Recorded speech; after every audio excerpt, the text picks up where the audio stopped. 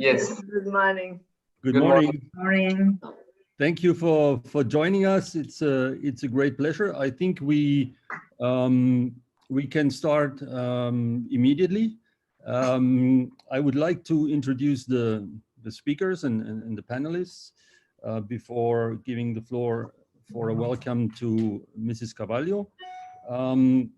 So Julien Guerrier, he is, allow me to say, the successor of Kurt Vandenberg in research. I say it because we had a breakfast meeting last October on European partnerships and missions. So, but in the meantime, I think this has evolved a lot, and we will much better understand after this meeting where we stand with the European partnerships and the missions. Julien Guerrier, he was before the director in EASME.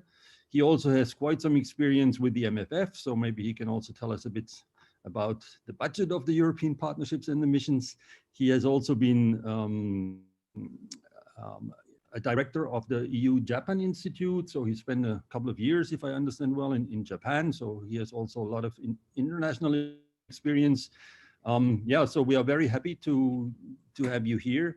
And maybe I can introduce the other speakers.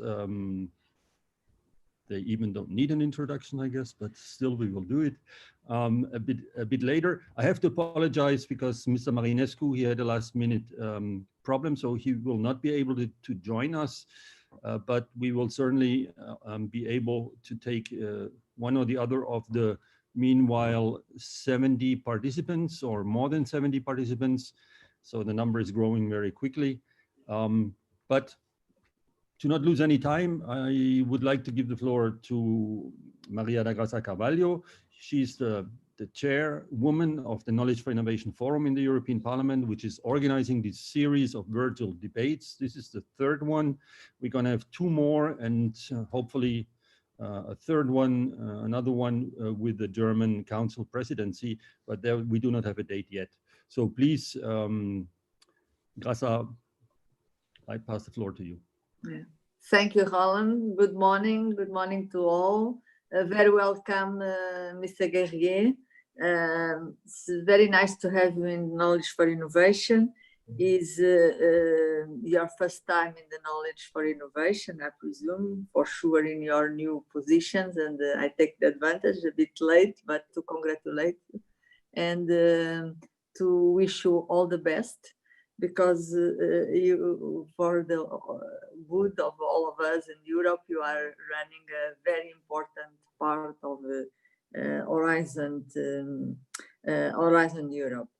You are in charge of partnerships and missions, and Knowledge for Innovation is probably one of the places, the houses or virtual houses now, where gather more partnerships probably, and is a place where partnerships meet and network and debate all the policies, and they have the opportunity also to discuss with the MEPs and with the invitees that we do in these debates from the Commission, from the Council, and sometimes from the Member States.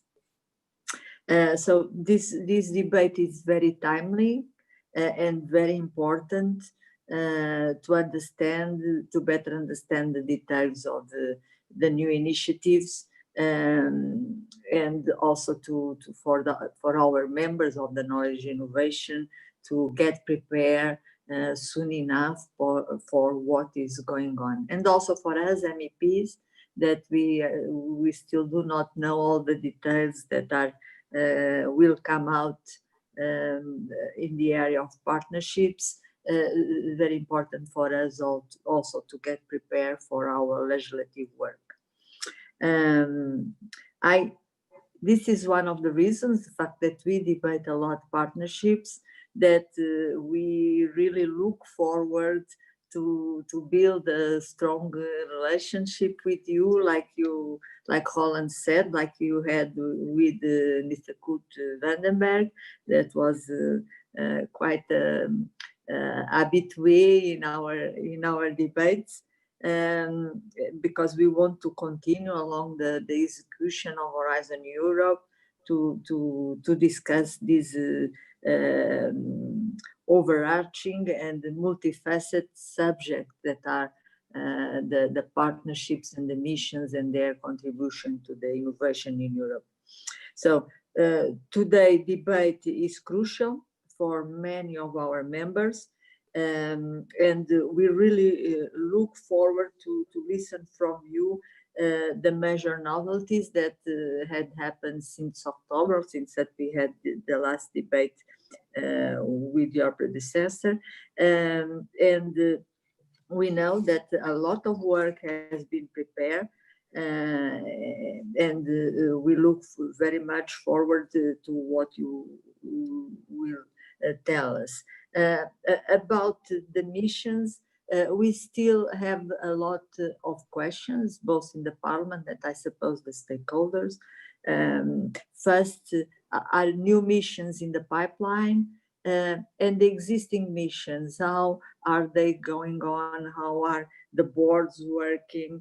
How are things going to be working on day-to-day life, the pragmatic way, how other stakeholders can be involved? So we will be very much interested to understand how the existing ones will work in practice and what are your plans for new missions.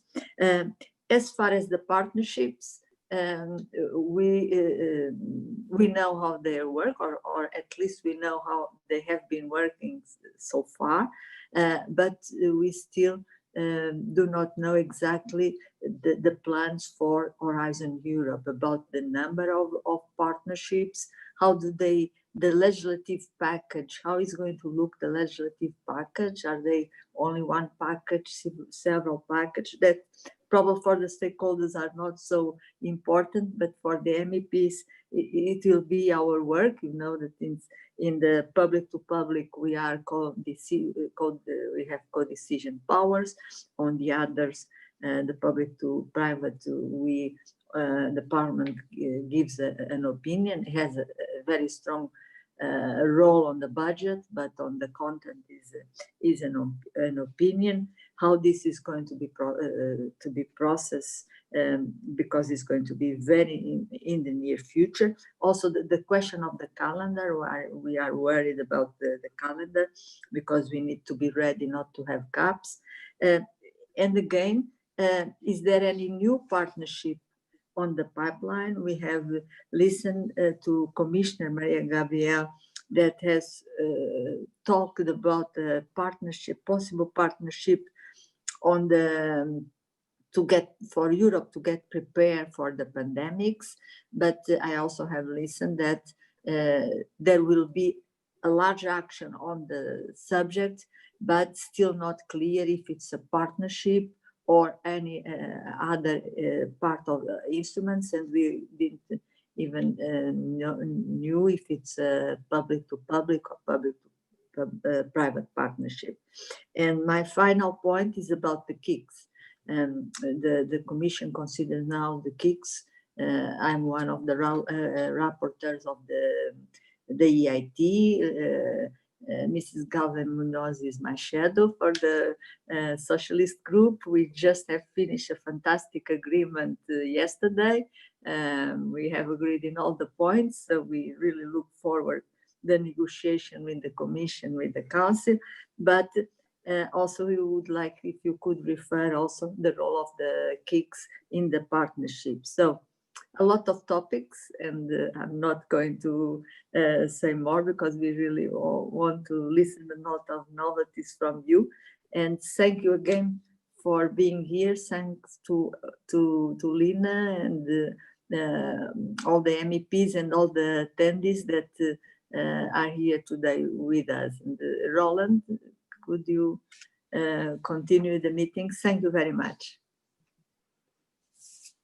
Thank you. Thank you, Graça.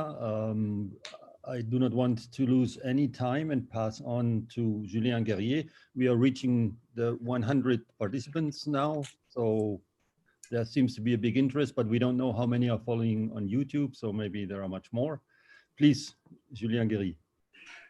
Well, thank you, Roland, and good morning to all of you. Good morning, MEPs. Good morning, colleagues.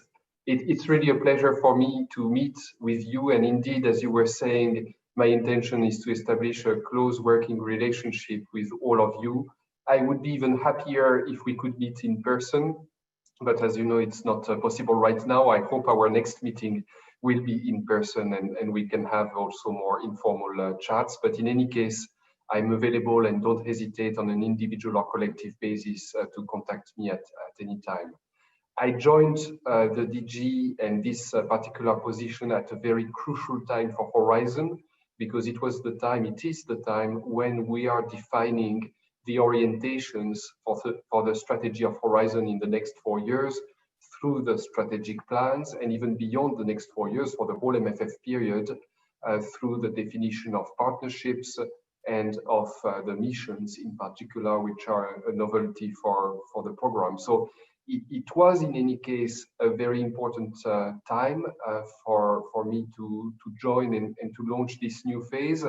But the current events have made it even more important and have put the DG and the program at the center of the response to the crisis. Already this year, under the current MFF with Horizon 2020, we have been redirecting our effort and funding towards research and innovation for diagnostics, treatments, and vaccines for COVID. And we are anticipating also on Horizon Europe by launching a Green Deal call in September. So we are very, very active. Science has been put back on the political agenda. All the decisions that are being made now at European or national level are defined as being based on science. I believe there has never been a better time for research and innovation to demonstrate the way it can support public policies and respond to concerns of citizens.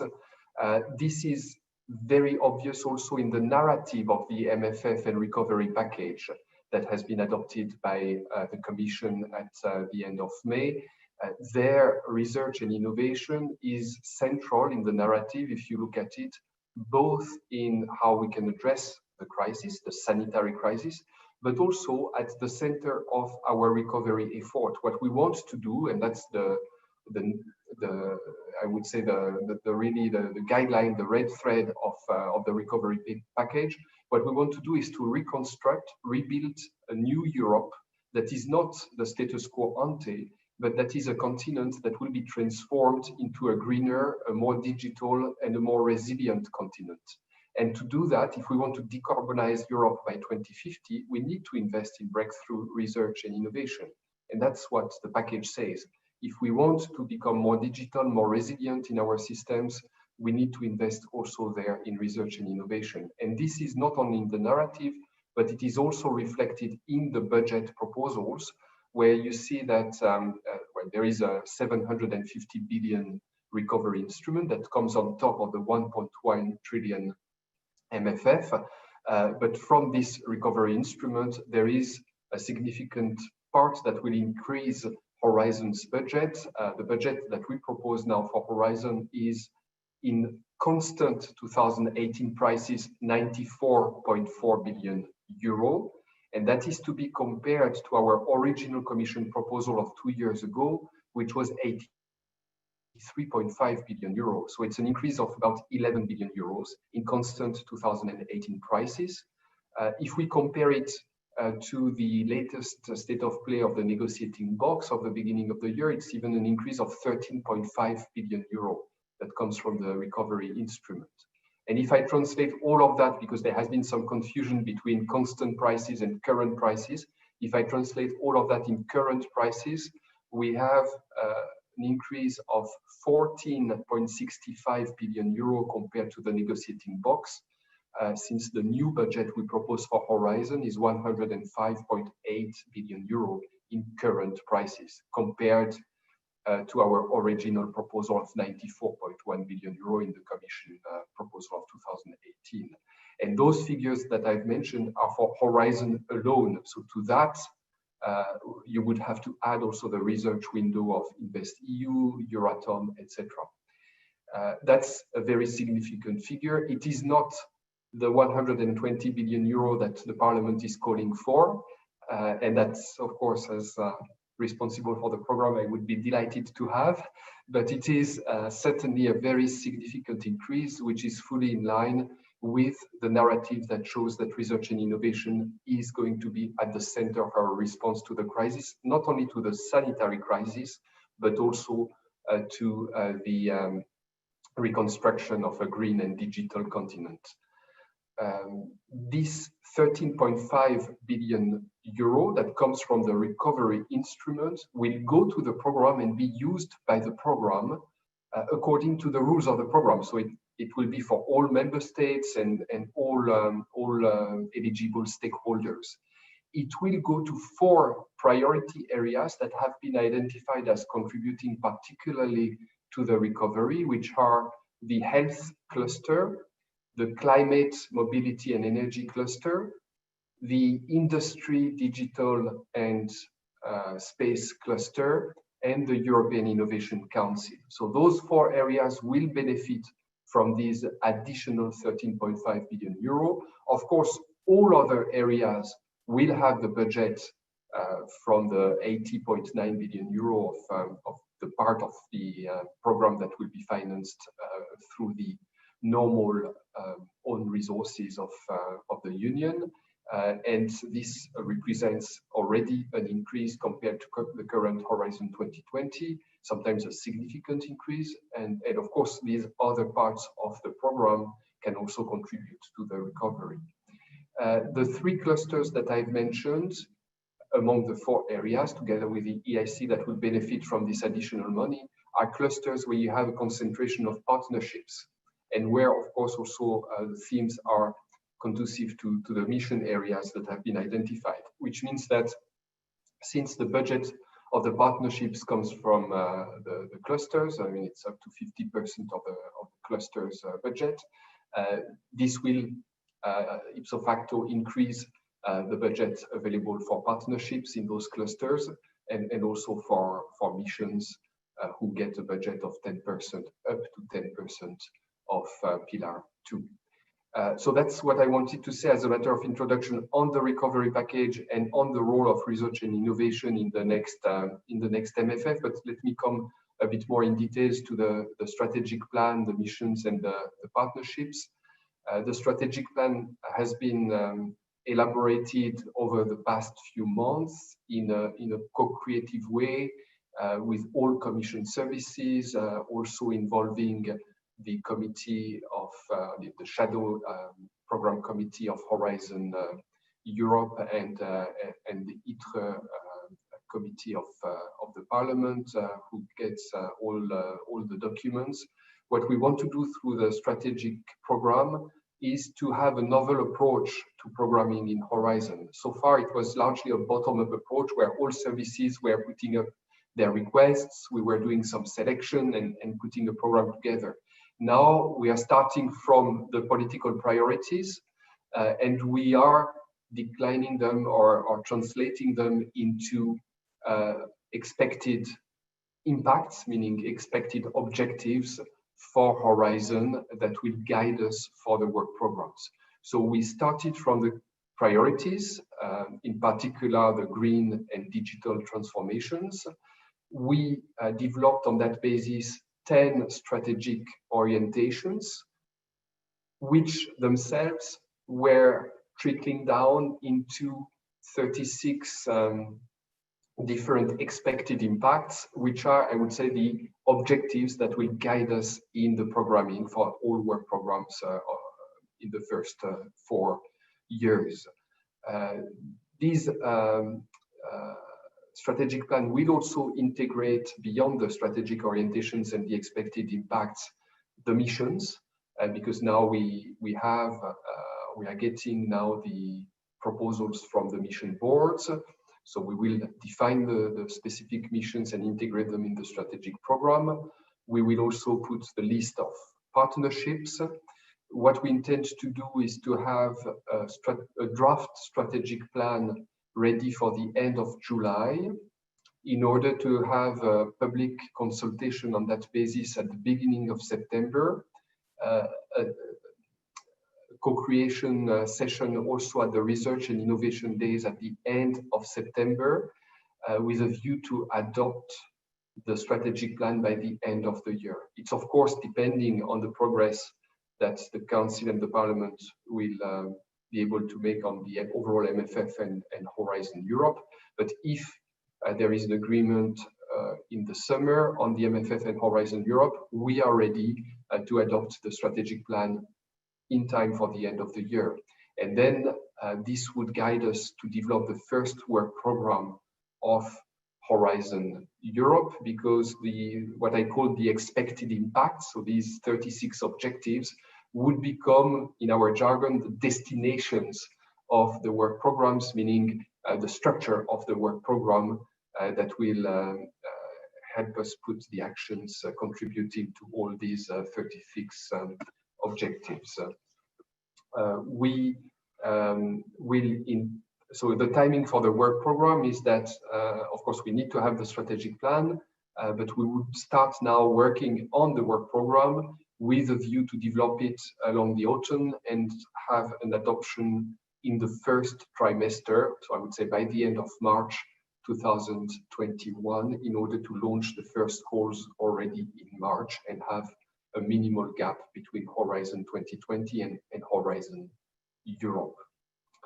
As far as the partnerships and missions are concerned, work is going in parallel because they have to be integrated also in this strategic planning. The partnerships are progressing well, I would say. We have 49 partnerships that are being proposed. We are now submitting their impact assessments. We have received the proposals from the partners. We are submitting the impact assessments to our internal regulatory scrutiny board, which sometimes validates the impact assessments, sometimes asks for modifications, or sometimes even rejects them. So it's a real process and a thorough process of checking the added value of each partnership and making sure that they are fit for purpose.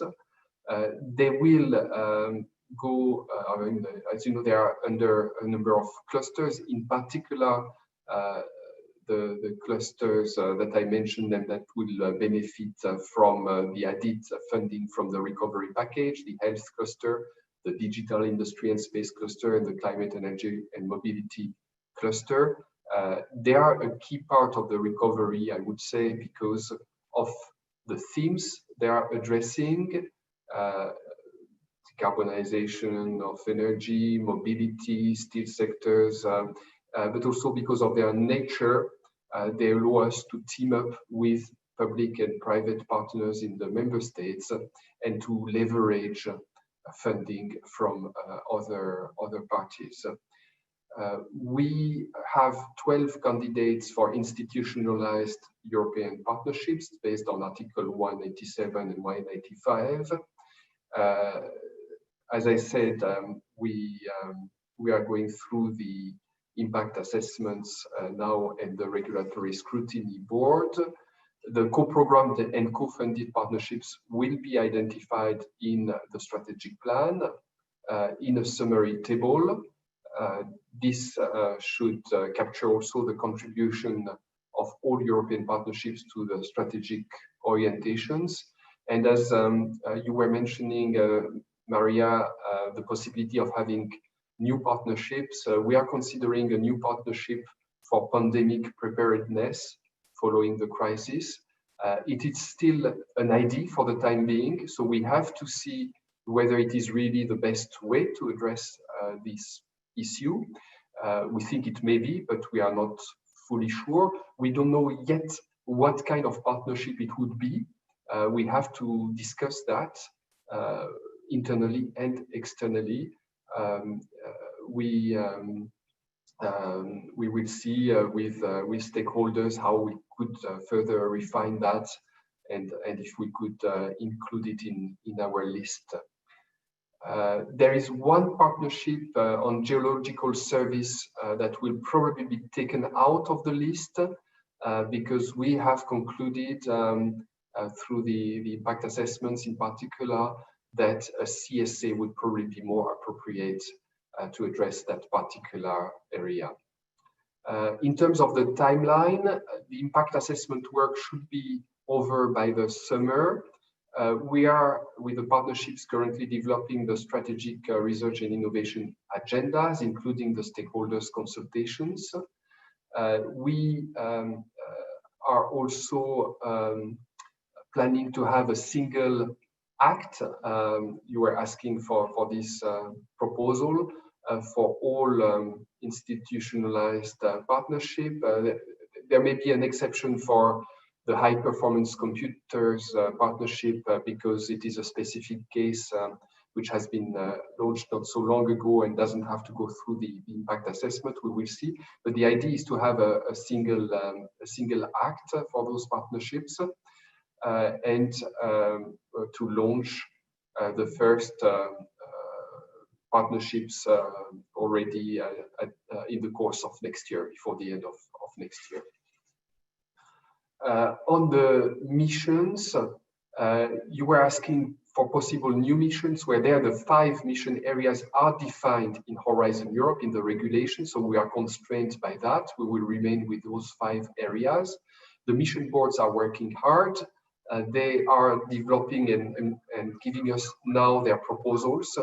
We will have through the summer to go and do a kind of feasibility check of these proposals. We will, I understand, discuss them. Also, there has been, the mission board chairs will discuss them with the ITRE committee at the end of June. I think a slot has been identified to invite them for an exchange with the ITRE committee. We think missions are also an extremely useful tool and instrument to be part of the recovery package and of the recovery effort. Of course, the missions were invented, conceived before the current crisis, so they are not a response to the crisis.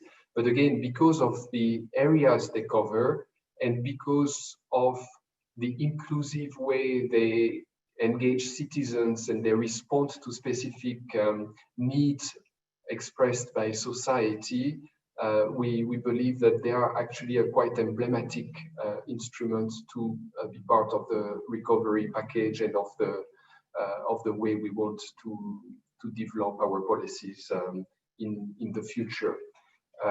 The Commission has also confirmed in its revised Commission work program adopted at the end of May that there would be a communication on missions by the end of the year.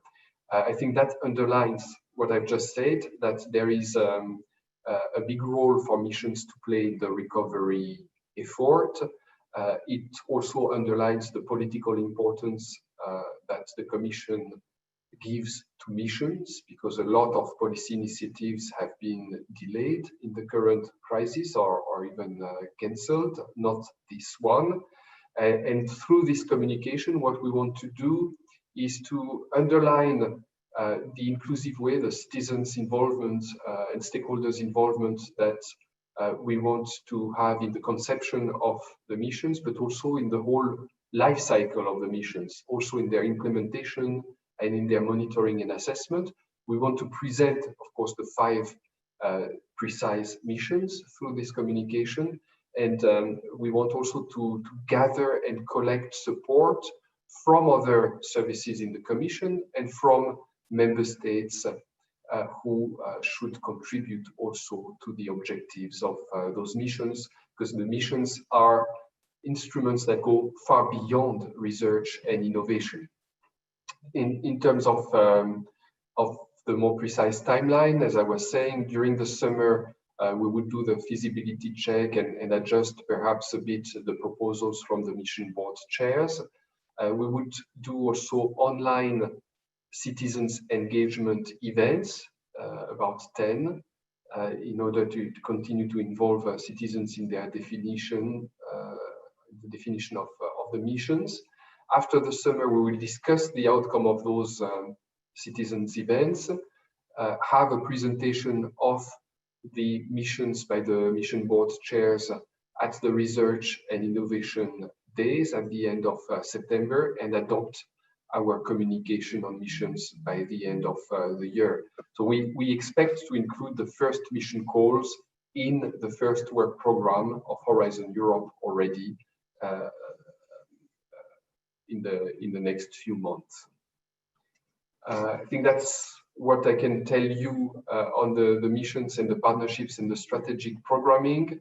And maybe a last word before concluding my relatively long intervention on another communication that will come out hopefully in July, with the communication on the European research area, which is an important communication as well, because we intend to relaunch the European research area.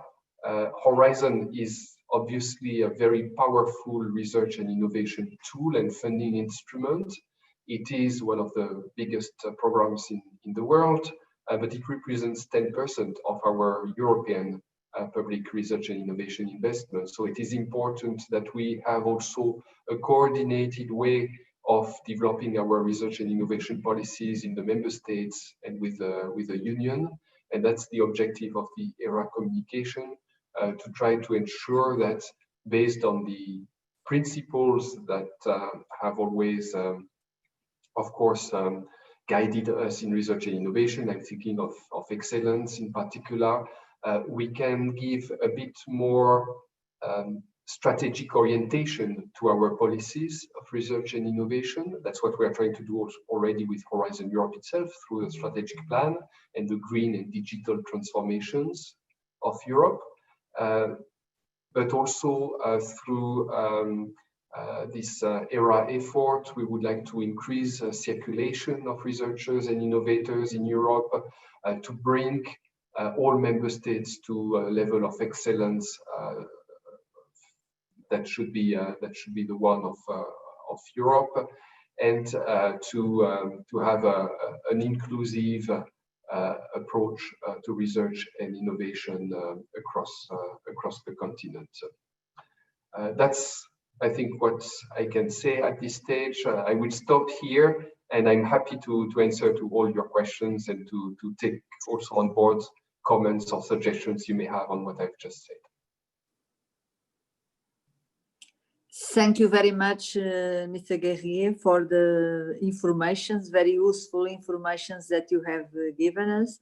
And before opening the debate, we will have addressed our co-chair of this meeting, Mrs. Lina Gálvez Muñoz, that is a distinctive member of the ITRE, Vice President of the ITRE, and as I told you, we have been very well working together on the EIT that are also the KICS Consider Partnership, and has been always my companion in all these big battles that we are doing for research and innovation. So Lina, thank you very much for all your support and collaboration, and I pass you the word.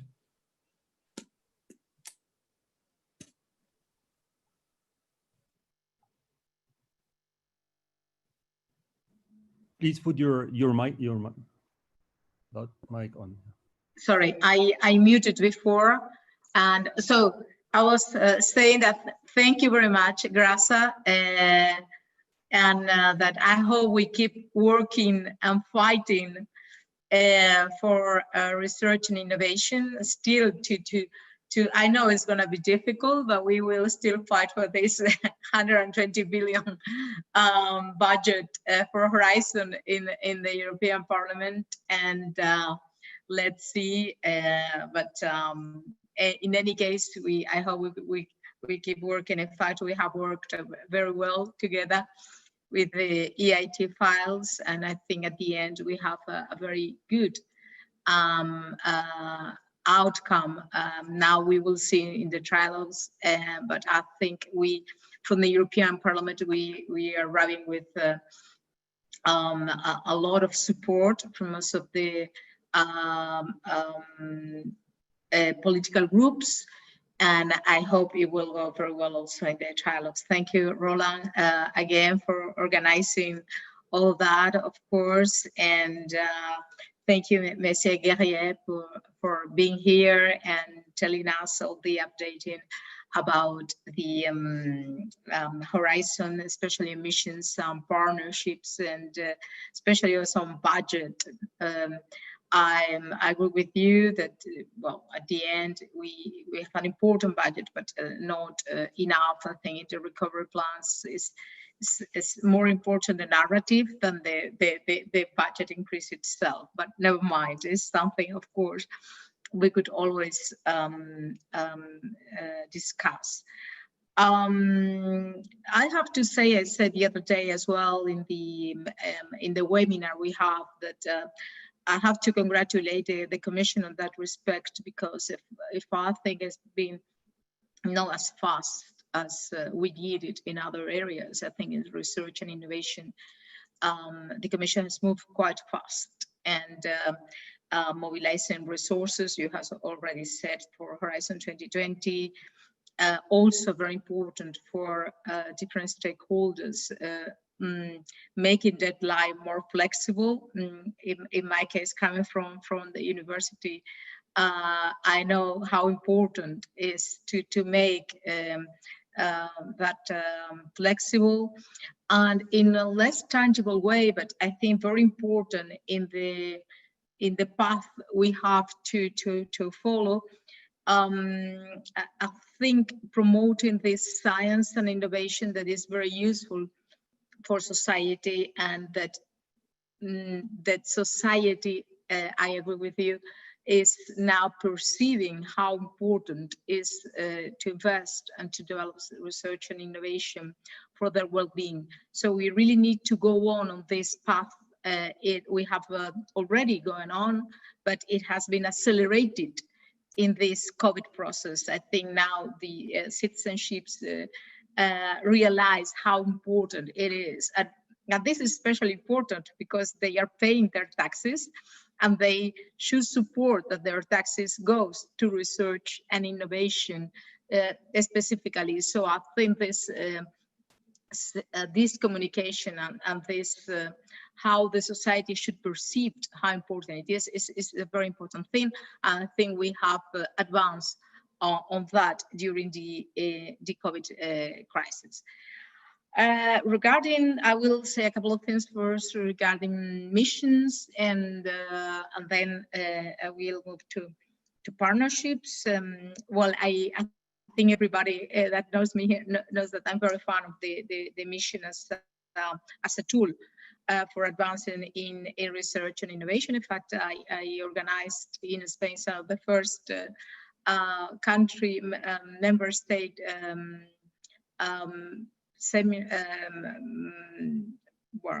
meetings regarding missions with Mr. Paquet present. The first one were in November in Seville and in Granada, and then also in the COP25 we organized as well with the Spanish Minister of Science an event on missions as well. We have organized another on bigger. So and I know, for instance, very well that the Spanish government, it is really preparing a lot. The different stakeholders, universities, and innovative businesses, etc., on this idea of missions. And that I have a question because I have the impression, I mean, I put the example of Spain because it's the one I know the best, but I've got the impression that not all member states are really following this mission fever, let's put that way, in the same way. And I'm quite concerned that some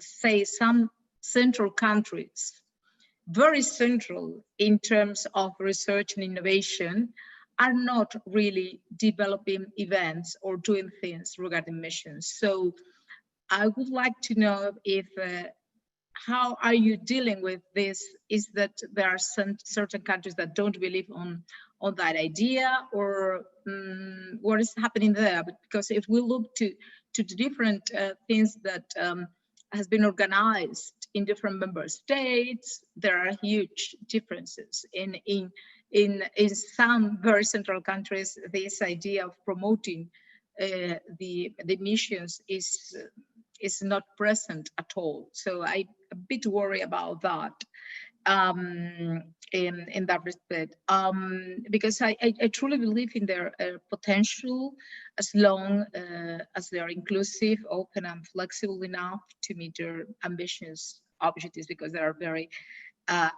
ambitious.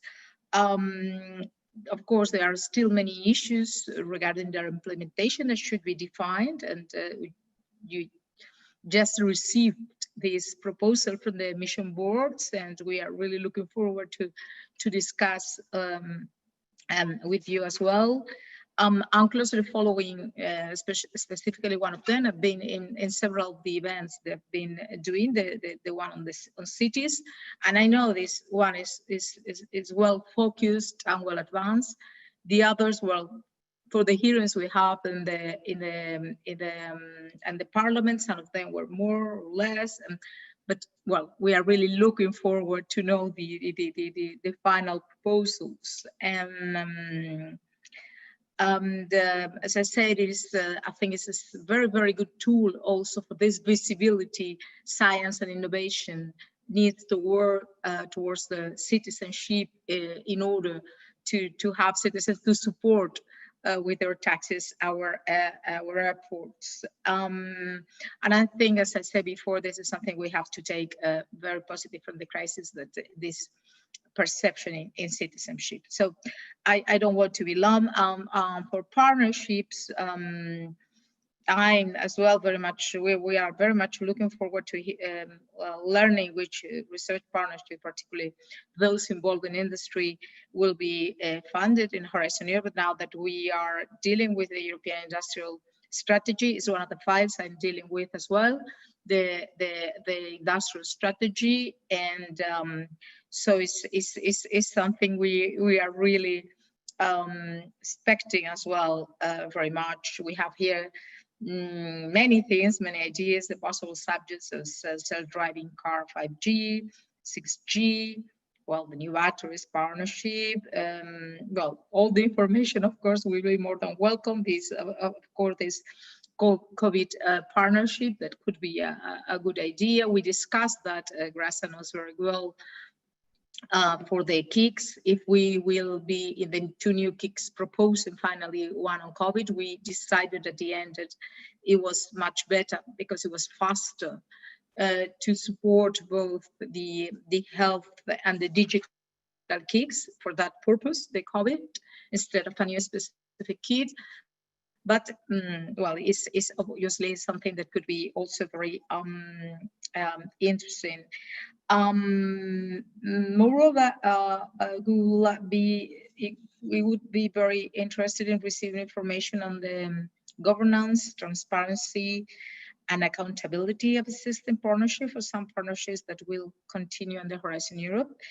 I'm just have in mind some reports that you might know on partnerships that had identified to be used by industry to steer the use of EU research funds a bit out of their original objectives, and referring to the recently published report of the NGOs Corporate Europe Observatory and Global Health Advocates, showing that the lobby groups representing 2 major industry sectors has been able to steer the use of 3.6 billion of the European Union research funds in the context of the Initiative for Innovative Medicines and Bio-based Industries joint undertakings at the expenses of the public interest. This is what is written in the report. They have very well documented, and I would like to know a bit more on that, if possible.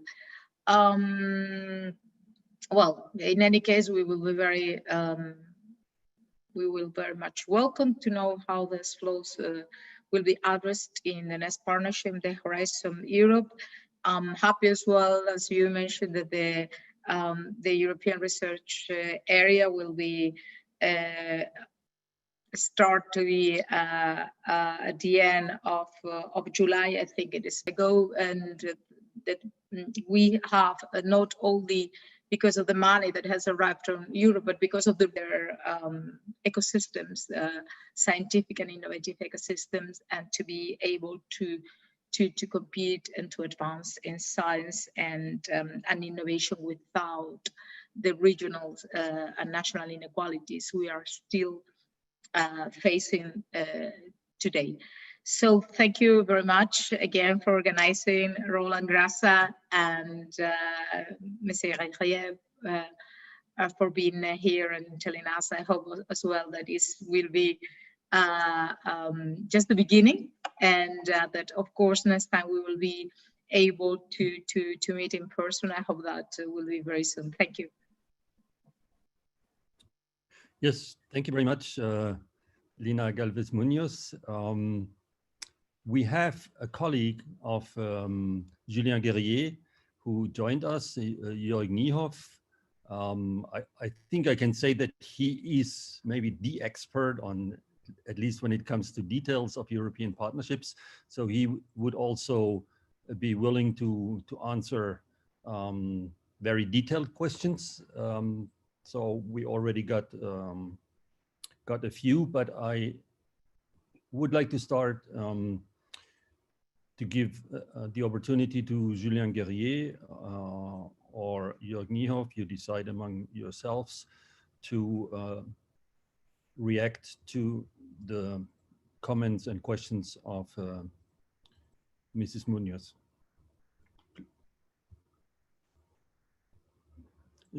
I was muted. Now you can hear me.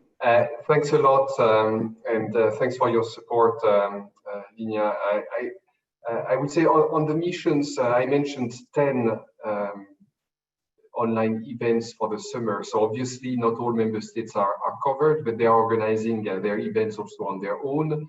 It is true that Spain has been one of the best pupils in the class, and I've been really encouraged by the enthusiasm of our Spanish colleagues, and I've had several discussions with them already. So we would like all member states to be as enthusiastic, but I wouldn't say that there are reluctant members. There are some that insist a lot that citizens' engagement will be even more important in the monitoring and implementation phase than in the current conception phase. But of course, the current online-only environment doesn't help us in organizing those, or the member states in organizing those events. But I see interest for the missions from everywhere. On the partnerships, indeed, as Joerg is here, maybe I give him the floor to reply to the questions. Yes, thank you, Julien. Good morning to everyone. I didn't follow the discussion completely. I just joined a couple of minutes ago, but from the points that I noted down, perhaps a few sentences on where we are standing with preparation. We will have now in the next weeks on our Horizon Europe webpage the first detailed proposals drafted by the partners. So you will see now today already around 15 proposals where you see in detail what the partnerships are set to achieve. And the remaining ones that are planned for 2021 and 22 should be online all by the end of June. And it covers all types of partnerships, co-programmed, co-funded, and institutionalized ones. Nothing is perfect because this is still a snapshot on progress in work in progress, but you will see that many have already started to adjust their narrative also to the COVID crisis. We see a lot of activities that are strongly aligned now also to the new Commission priorities. So this is ongoing work to make sure that the partnerships are really designed to deliver on our objectives. It is very clear that we have the ambition, if the partnerships shape up to the extent that we need them to shape up, that we launch them all. So the list of 49, including the 9 EIT kicks, are for us a very good starting point, and we are optimistic that we get them all on track. For the industry partnerships, All the partnerships in the list are planned to be launched in either 2021 or 2022. We have only a few partnerships with member states for the years 2033 and 4 that will start later, simply because they either need more preparation time or they are follow-up on partnerships that are still running until 2023 or 4. You mentioned also the proposal, the idea of having a specific partnership on pandemic preparedness and societal resilience. Our commissioner has mentioned that, and we are indeed now making the necessary steps to make sure that we can design such a partnership. We have to formally include that in the strategic plan, and we are currently consulting member states on a very, very sketchy outline, but we simply need to create space for such a partnership. If we don't include it in the strategic plan, we will not be able to address that in the first years.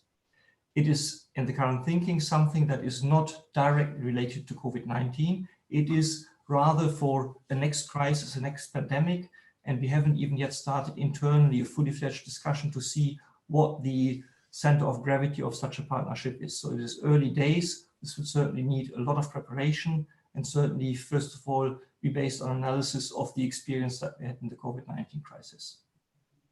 Perhaps I stop with this for a moment and we see if there are other questions to partnerships that come back. Roland,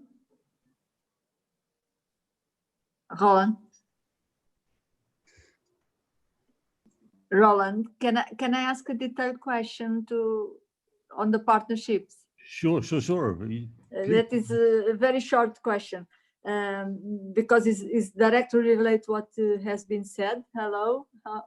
Welcome to Knowledge4Innovation. When you say that the partnerships with member states will be later, are you referring to the 185 partnerships, the public to public? This is my first question. My second question, Mr. Guerrier has referred that they all come in only one act.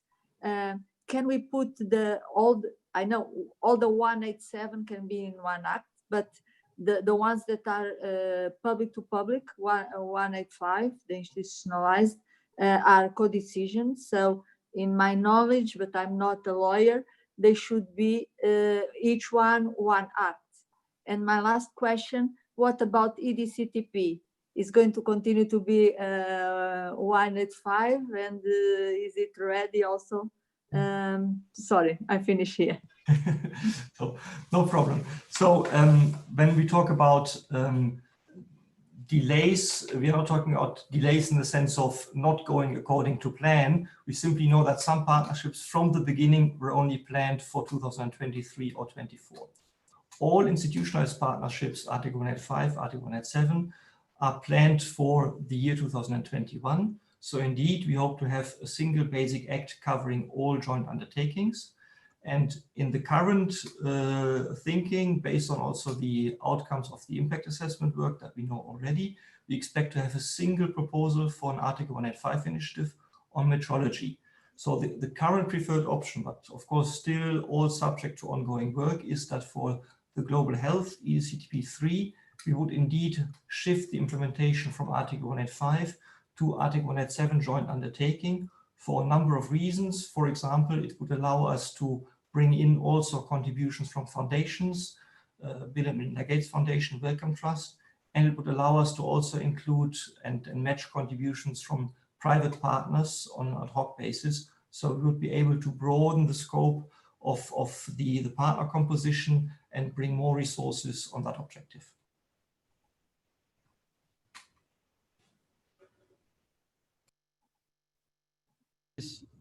Thank you for this clarification. We have a few other questions. One or several are related to budget. So what resources will be made available to implement the missions?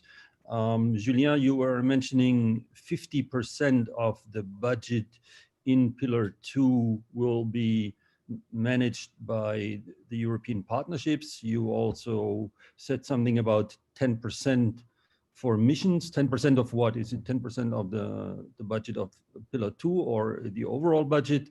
And what remains for the Commission in the future to launch calls outside the European partnerships and the missions? Yes, thank you. Well, it's up to 10% for missions in Pillar 2, indeed. Up to 10% doesn't mean necessarily 10%. Now you mentioned the implementation of missions, and there, as I said, missions go far beyond research and innovation, and we can hope that other programs and instruments will be used to support the deployment of some of the tools that will be developed by the missions. We can also hope that member states will themselves contribute to the objectives of the missions and support them in their own programs. There is an additional question to this, which comes from Thorsten Kiefer. So he is asking a question about mission calls. What are they? Whom will they target? And what might they call for?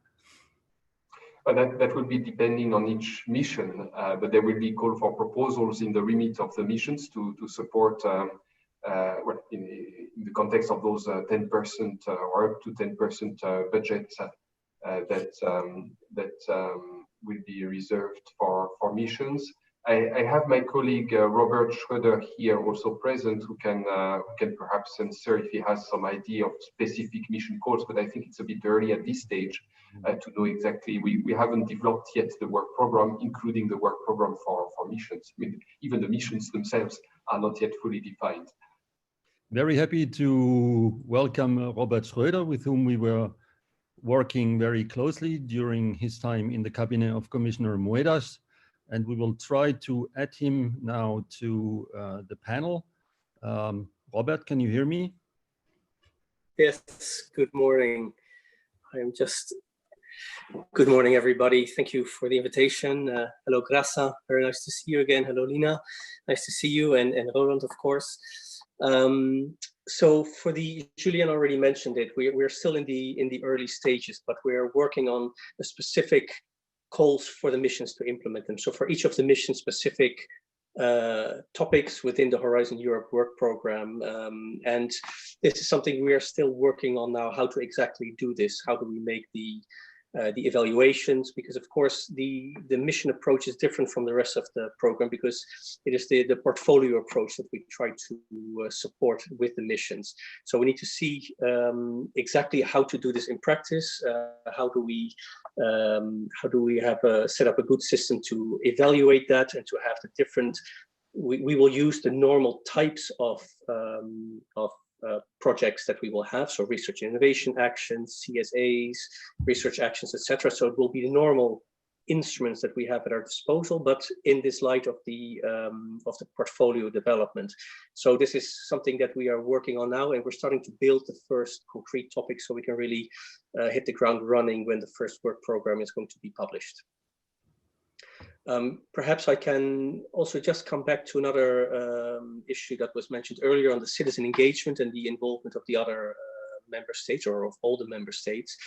Julien mentioned already correctly that we don't see that there are some member states that are not interested. On the contrary, I would say that all member states show a keen interest to work with us. We had set up quite a number of activities for citizen engagement across the member states, and actually member states, pretty much all of them came forward to do this. But of course, with the COVID crisis, we had to change our strategy on that, and we had to go in a digital setting.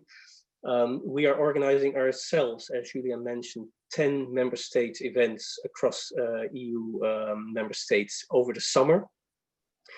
2 for each of the 5 mission areas. But then afterwards, during the entire lifetime of the missions, we will continue to focus on citizen engagement, and it's really something we, for example, start working with the regions to make sure that they organize these events with us. So we're setting up really a whole system of engaging with citizens now to co-design the exact missions, but then more importantly, even I would say, to co-implement it with citizens. So we're working on digital platforms, we're working on physical events, activities, to make sure that across Europe people can really participate, and we're counting on the member states to support us with that, and we have absolutely no indications at the moment that they would not be interested in doing that.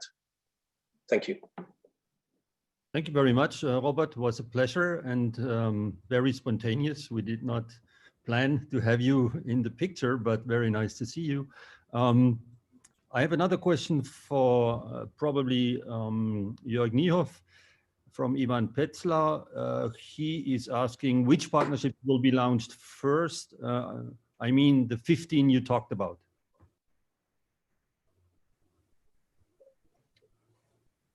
Did you get my? Yes. Did you get Yes. the So we are planning to launch in the year 2021-22 around 30 to 32 partnerships, and of course we continue the existing EIT kicks. So the ones that will be launched is basically European Open Science Cloud in the first pillar, is innovative SMEs in the third pillar, and in the second pillar where we have most of the partnerships, everything that's in cluster 4, everything that's in cluster 5, and in cluster 1 we talk about global health, innovative health, chemical risk assessment, health and care systems, and era for health. And in the pillar 6 we talk about biodiversity, water for all, blue economy, and a circular bio-based Europe. These are the ones that, if things go according to plan, would be launched in 2021-22. And the remaining ones exclusively in pillar 1 and 6 would go into the work program 23-24, AMR, for example, rare diseases, where we have ongoing activities.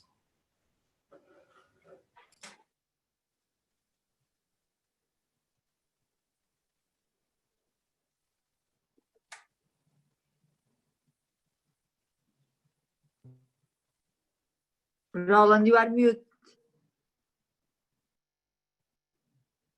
Okay, now you can hear me. Good. Thank you for this answer. Yeah, I was looking for more questions. There is a question from Euramet, which is running the Metrology 185 partnership, and they are wondering how these horizontal type of partnerships will be related and connecting to the ones in the verticals.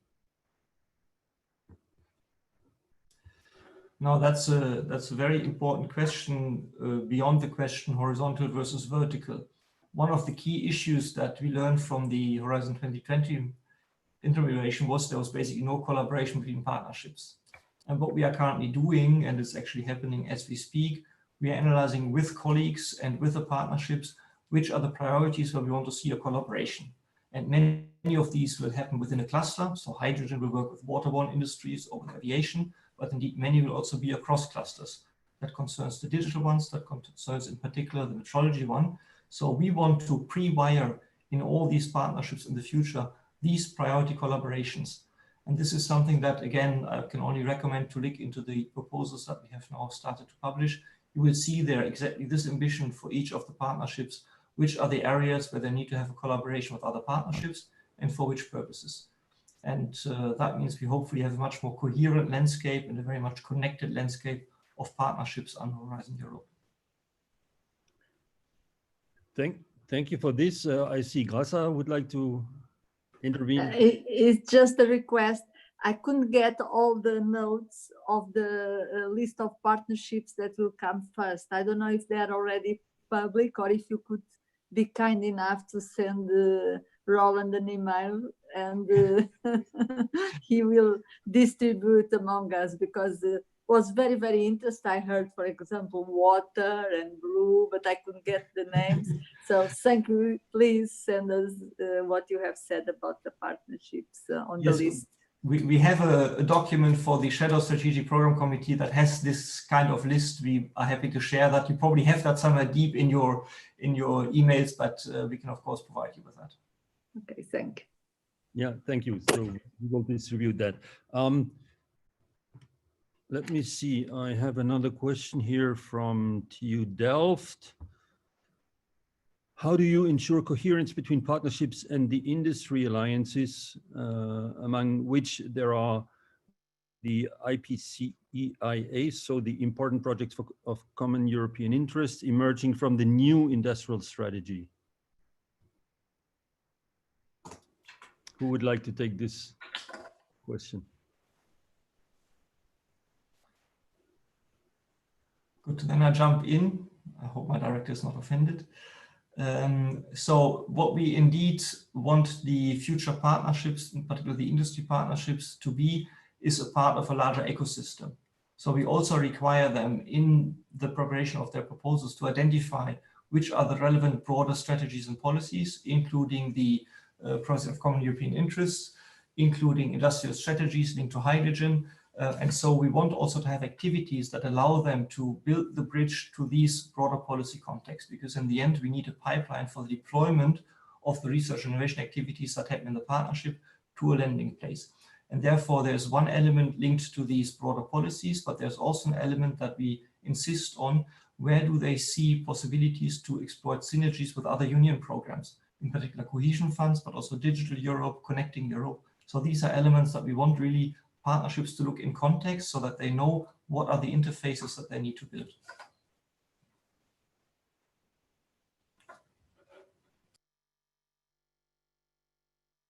Roland, you have to unmute yourself. Yes, thank you. I want to refer to something you just said about deployment. And certainly there is a lot of talk about impact and how we can increase the impact of Horizon Europe.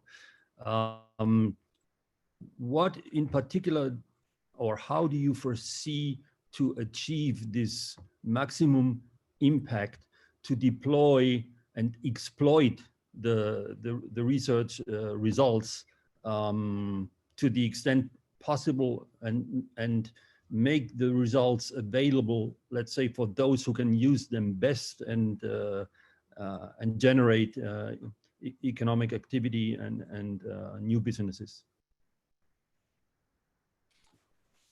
Well, the one difference to the previous partnerships is that we are insisting very much on, first of all, disruptive activities. It's not about any longer strengthening competitiveness of the XYZ sector. It is about being specific of what can be achieved by 2030. So you will see in many of the industry partnerships have all the technologies in place to have, for example, waterborne transport emission-free.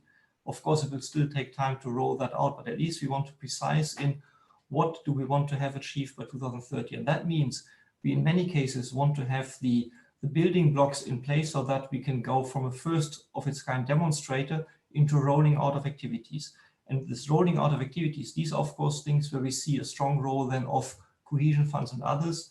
And we have seen examples of the bio-based industries, BBI, where indeed they had the biorefineries, first of its kind, and they have a good potential for replication. So this is where we see a huge added value of partnerships, that they bring things very quickly to high TRL so we can really have an economic impact afterwards.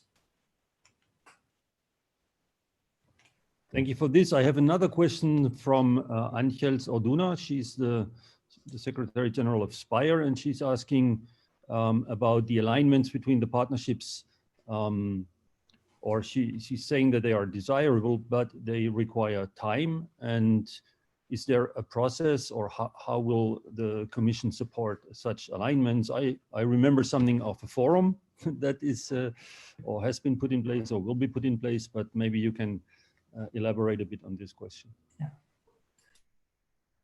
Yes, so first of all, good question. These things indeed take time, and we have to be careful that we are not requiring too many different connections. We have to focus on what is most important.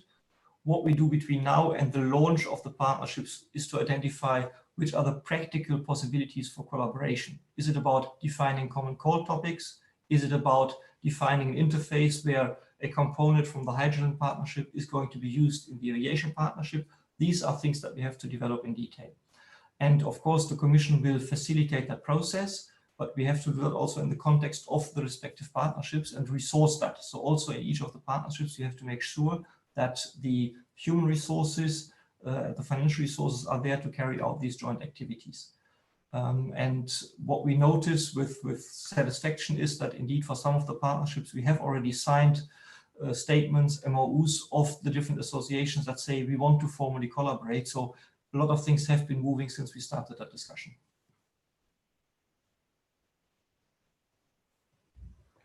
Thank you.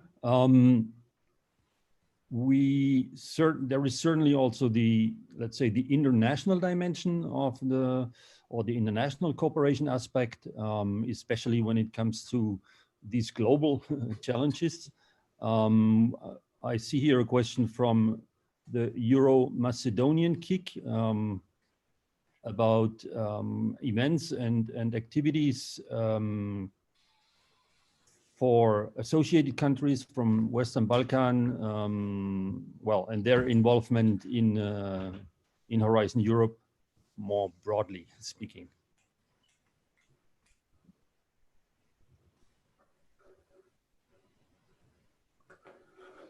Or maybe that's a difficult one for me to answer. I wouldn't know.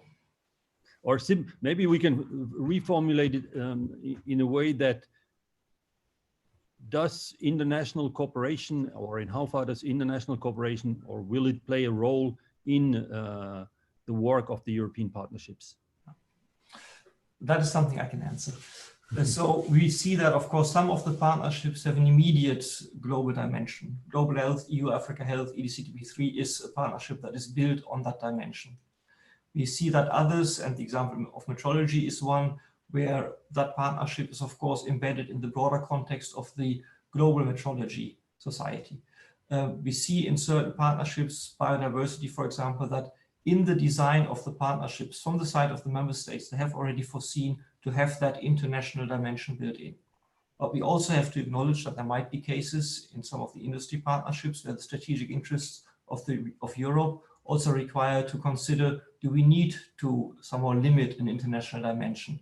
And so again, specifically for each of the partnerships, we will have to see how international dimension needs to be addressed. But of course, they all follow, first of all, the principle of open to the world and are in the classical possibilities of third country participation, international participation that we have in Horizon Europe.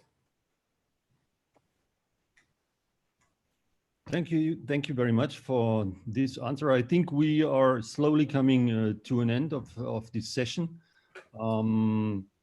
I would like to give the floor to our MEPs and Julien for a final word before we will end this webinar.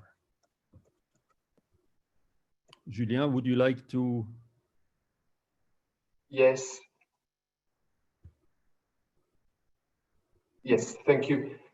I was just checking if I was unmuted. Well, I wanted to thank you for this very rich exchange. For me, it was an extremely good opportunity to meet with you and to have a first contact. Again, the next few weeks will enable us to move quickly, I hope, on the strategic plan, on the partnerships and on the missions. So the landscape will evolve quickly. And I think we should be in touch regularly, and certainly don't hesitate to contact me again on a collective or individual basis whenever you want to be updated or you have questions or suggestions or comments to pass on to us, because the next few months will be decisive. Thank you, Julien. Lina, would you like to have a final word? We cannot hear you. Sorry. Very good. Just thank you for organizing that. Thank you, all of you, to illuminate us on the missions and partnership, how it's going on. I think this is a fascinating project, especially the partnership we have already, but the mission is something we have to build together. So I hope we will have the chance to continue with the strategy and the implementation. And well, very happy to obviously to work for that. And well, I hope you've got the chance to do it very soon again, and especially in person. Thank you very much. Thank you, Lina. And the final word to Graça Carvalho, the chair of the K4I Forum, please. Thank you very much. Thank you, Roland, for organizing. Thanks, Julien, for being here, and to Joerg and Robert, because it was really very, very informative.